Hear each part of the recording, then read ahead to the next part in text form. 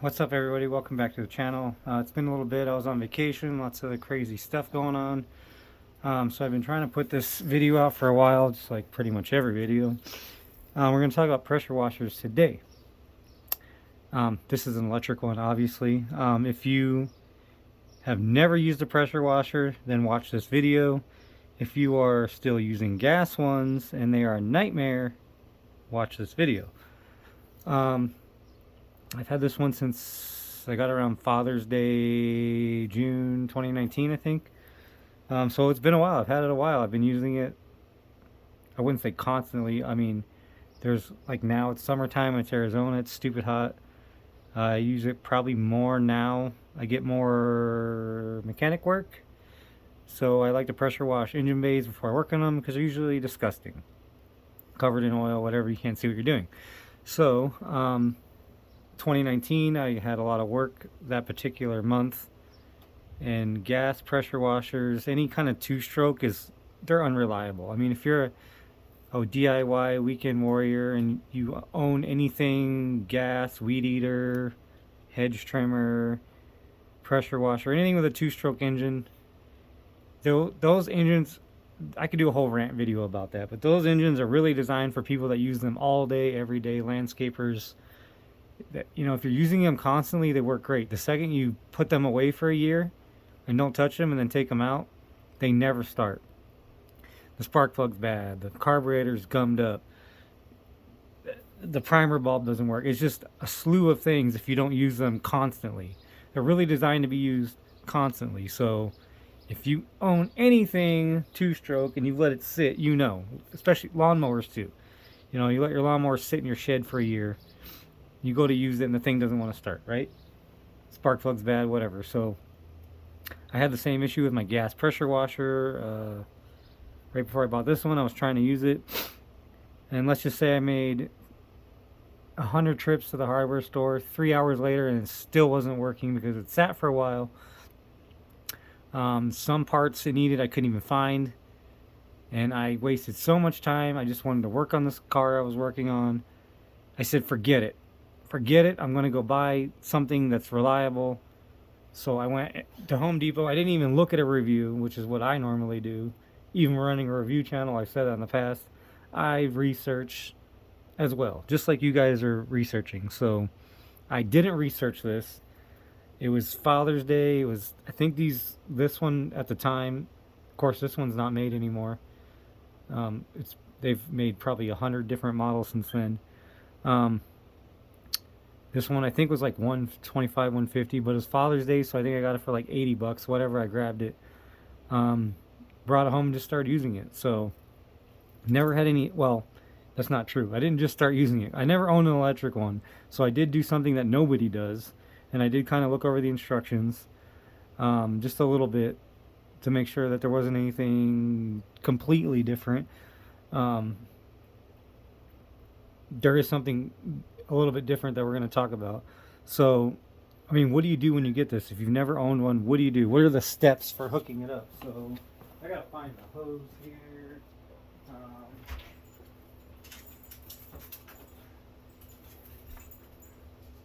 I got to get the hose. Okay. Sorry, I'm not prepared. Okay.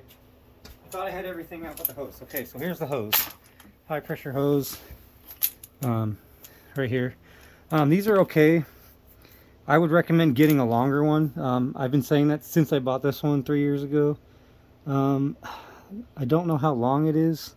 I'm sorry, the camera is going to be terrible today. It's so hot today, my camera's probably going to overheat. But this is a 2000 psi hose. I was trying to see if it had the length on it. It doesn't. If I had to guess, maybe 20 feet, 15. It's really short, so I would recommend buying a longer one. If I mean, the cord is really long, so you can drag that anywhere, but I kind of like having a longer hose and not really dragging that around. So I recommend getting maybe a 50-foot hose, maybe longer, depending on where you're at. I mean, that cord is really long. It might be 50 feet. So this is what you get here. Sorry guys, the video is going to be terrible. It's just so bright and I don't want to go out there because it's really hot and my camera will overheat. So these are your ends. They're both the same. They're both the same. So it doesn't matter, you know, how you really hook up that part. So what are the steps for hooking this up? If you've never owned one of these, so you're thinking about buying one, you've never used it, what do I do? So this is what I do. Doesn't mean that's the right way, but this is what I do. So sometimes it's really hard to get these threaded down here. I know, it's terrible. It's terrible. Let's see. Okay, there we go. That's better. Okay, sorry. So inside here, you can pull back this. So this is what it looks like. You got an O-ring. So sometimes this is difficult. It can be difficult to thread in. You can kind of force it in when you're hooking it up. But you can get some of this. Stuff is amazing. Everybody should have some of this in their garage. Some super lube. You can put that on the O-ring. It makes it easier to go on if you want. Or you kind of have to like kind of force it on. So when I go to hook this up, okay, I'll kind of grease up these rings. And like I said, these ends are both the same. So if you never own one, they're the same on both sides. I'm just going to put a little bit of grease on this. Just makes it slide a little bit easier.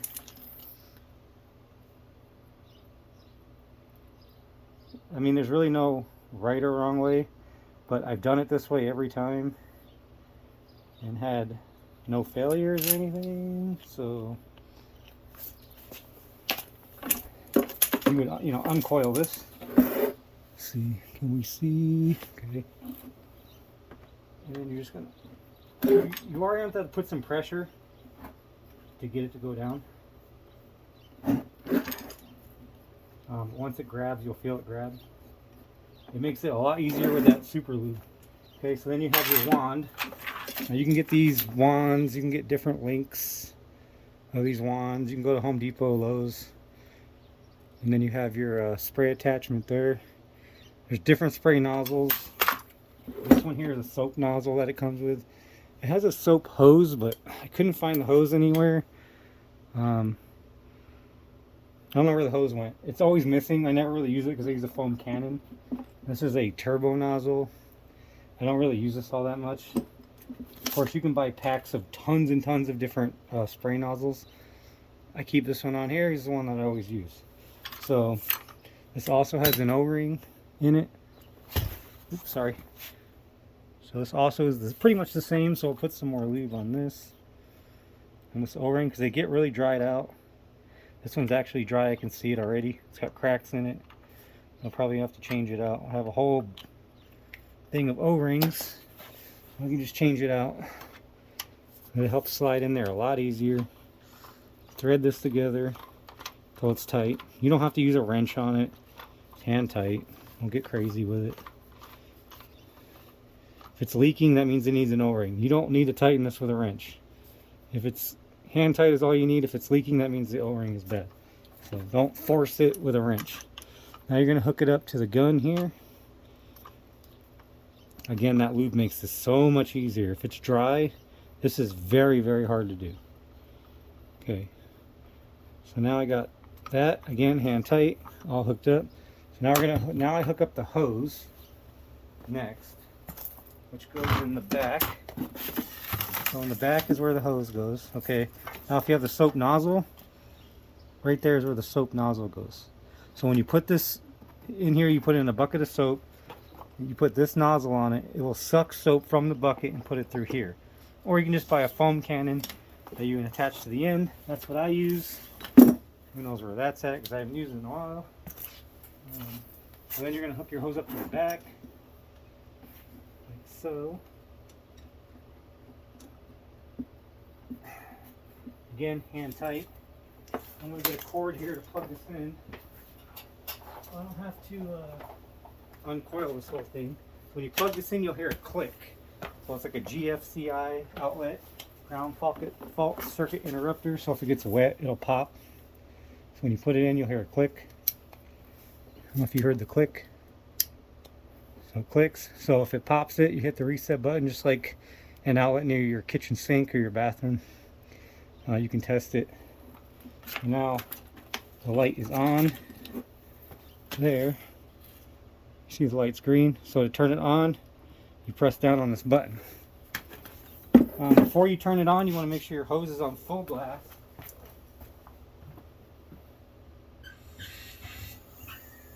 Crank your hose all the way up as high as it goes.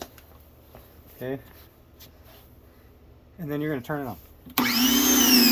Now when you go start running this, okay, it's going to sound like nothing's going to come out because it takes time for this to fill up with water. So as you're using it, as you're spraying it, it's going to take a while. It's going to stop and start and stop and start. Once it gets enough water in the system, then it will it'll keep going.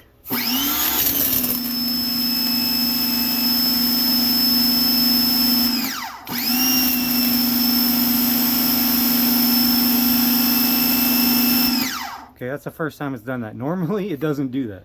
Normally it stops and then starts. If it does that, it's because it's trying to prime the pump.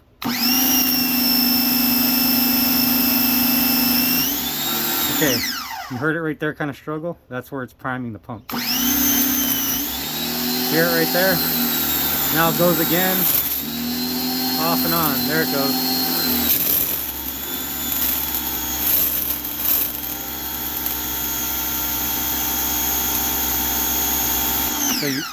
So you heard that on and off, on and off. So now it's fully primed. It'll work.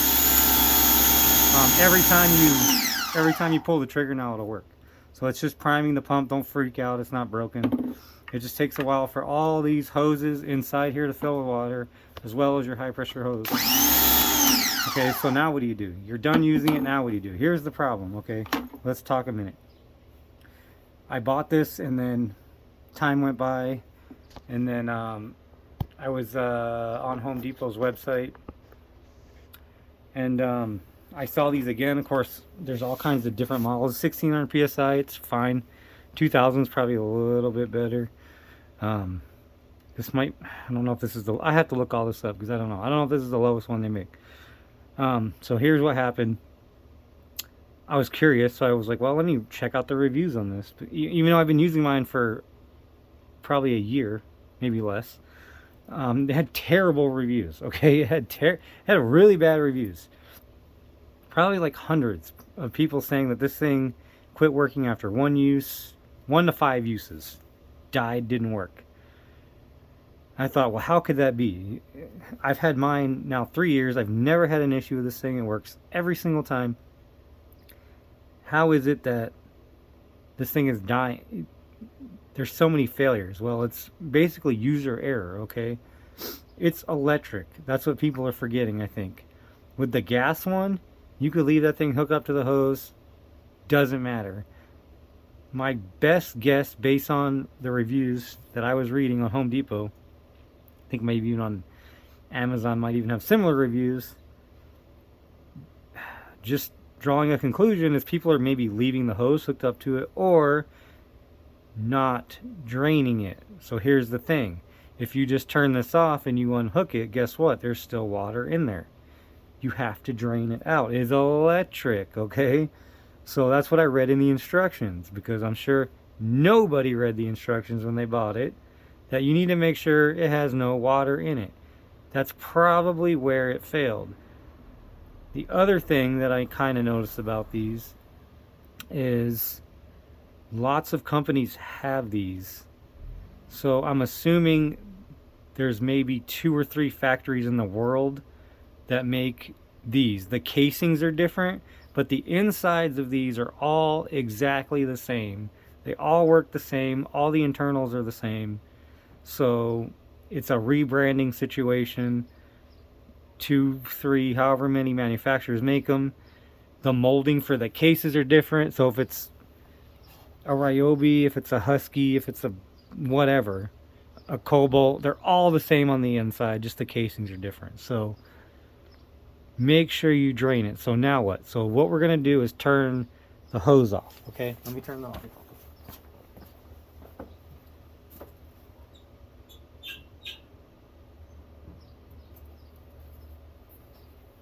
Okay, so now the hose is off, but it's still on, okay? So we're gonna pull the trigger.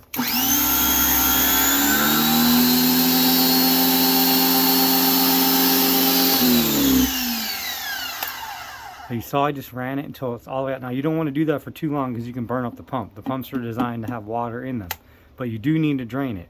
So you want to hold that trigger until it's all the way drained out. Then you can go and start the unhooking process. So I'll unhook the hose first.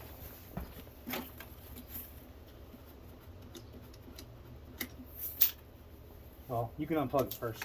Unplug it first, unhook the hose. Then I'll kind of turn it, shake it, make sure there's nothing in it. Then I'll unhook the front nozzle.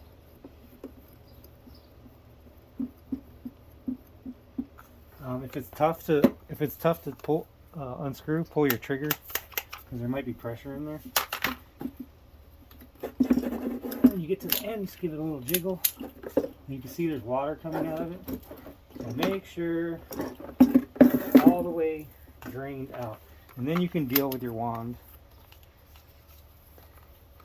Again, if it's hard to take off, it's because it's pressurized. So pull the trigger. Now you can just start to reverse the process. Everything unhooked. That super lube really does help. Makes it so much easier because I've done it before without it. That's how I know. Drain everything out. And if you guys don't own these Rapids, buy them.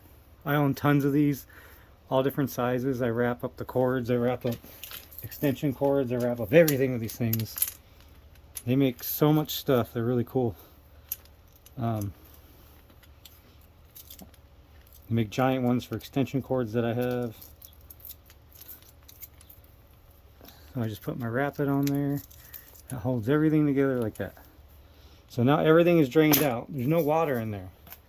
So the next time I go to use it, guess what? It's going to work. I've done this process every single time that I've used this. It has never failed. I could probably even see the model number so you could see. I'm not BSing you here. Let me see.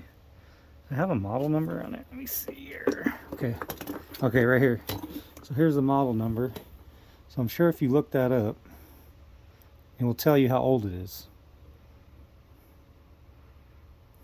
Of course, it's made in China. What else is new? I'm sure if you look up that model number, you'll know how old it is. I'm not BSing you. I had this for a long time, like 3 years. So, I mean, some people had it for like a week, and then they were complaining that it died. They used it one time. Well, I'm sure they left the water on. They left water in it because they're just, well, you know. If you know, you know. So,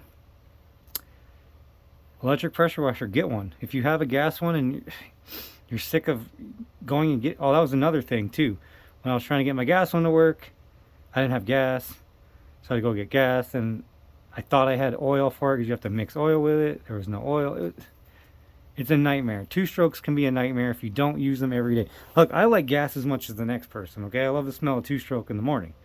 I love gas chainsaws, steel. I have a steel chainsaw that I hardly ever use. So that's probably never going to start again.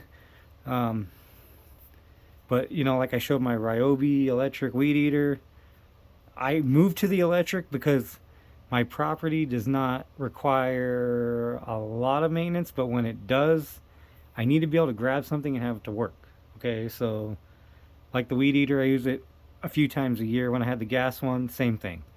Use it a few times a year. The thing would never start. There was always issues. I got tired of messing around with it.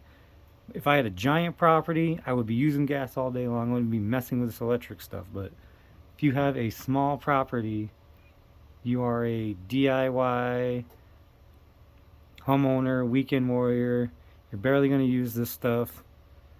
You may use it a few times a year. Maybe you're somewhere where it snows 6-7 months out of the year, so your equipment's not getting a lot of use. Just go with the electric stuff. I mean, I know I talk in videos, electric's not everything, and neither is gas. So we could sit here and argue about this all day long. But anyway, this video is already getting long, so I appreciate everyone watching. Sorry for the long wait, and hopefully we can get these videos going again. Alright, thanks guys.